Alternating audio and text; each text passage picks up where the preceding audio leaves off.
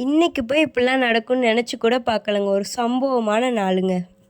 2 மணிக்கு எங்கேருந்து மழை வருதுன்னே தெரிலங்க. நல்ல மழை.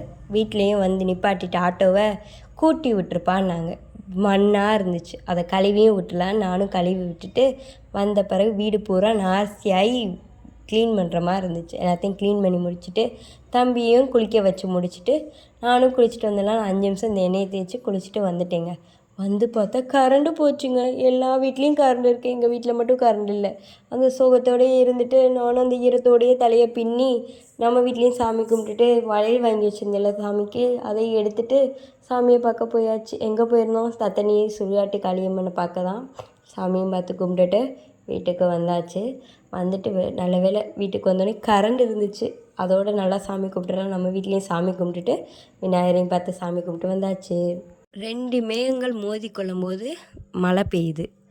அதே மாதிரி கஷ்டமும் இன்பமும் வந்தாலும் கண்ணீர் வருது. ஆனால் கஷ்டத்தில் தான் அதிகம் வருது. அதிகம் ரொம்ப பாதிக்கப்படுறது பெண்கள் தான். அந்த பெண்களை பற்றி நாளைக்கு சொல்கிறேன்.